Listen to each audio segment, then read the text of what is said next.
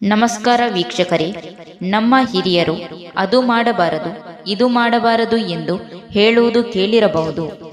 ಏನೆಲ್ಲ ಮಾಡಬಾರದು, ಯಾಕೆ ಮಾಡಬಾರದು ಎಂಬ ಹಿರಿಯರ ಶಾಸ್ತ್ರ ಸಂಪ್ರದಾಯಗಳ ಬಗ್ಗೆ ನೋಡೋಣ ಬನ್ನಿ.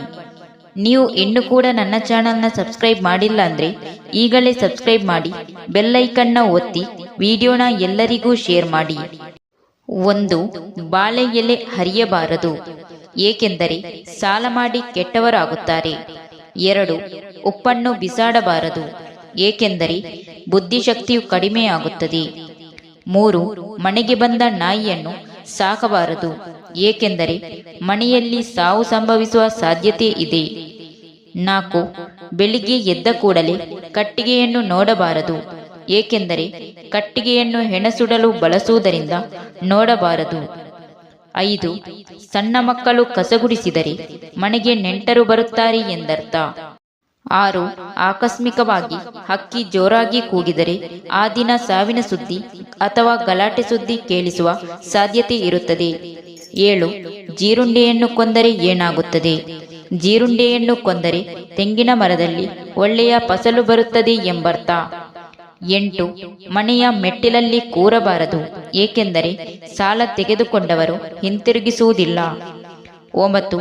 ಬೆಕ್ಕನ್ನು ಕೊಂದರೆ ಏನಾಗುತ್ತದೆ? ಬೆಕ್ಕನ್ನು ಕೊಂದರೆ ಶರೀರ ಸಾಯುವ ತನಕ ನಡುಗುತ್ತದೆ. 10. ಏಡಿ ಮನೆಗೆ ಬಂದರೆ ಮಾಟಮಂತ್ರ ಆಗಿದೆ ಎಂಬರ್ಥ. 11.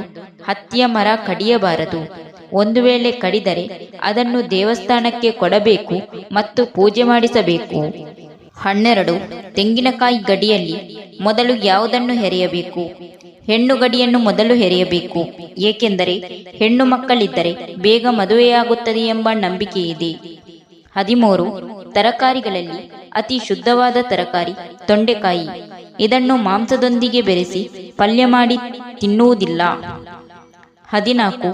ಆಹಾರ ತಿನ್ನುವಾಗ ಪೊರಕೆಯನ್ನು ಹತ್ತಿರ ಇಡಬಾರದು, ಏಕೆಂದರೆ ಹೊಟ್ಟೆ ಉಬ್ಬರಿಸುತ್ತದೆ. 15.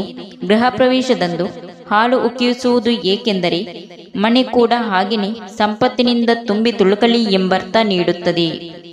Thank you for watching. ವೀಕ್ಷಕರೇ, ವಿಡಿಯೋ ಇಷ್ಟ ಆದರೆ ಒಂದು ಲೈಕ್ ಮಾಡಿ, ವಿಡಿಯೋನ ಎಲ್ಲರಿಗೂ ಶೇರ್ ಮಾಡಿ, ಚಾನಲ್ನ ತಕ್ಷಣ ಸಬ್ಸ್ಕ್ರೈಬ್ ಮಾಡಿ.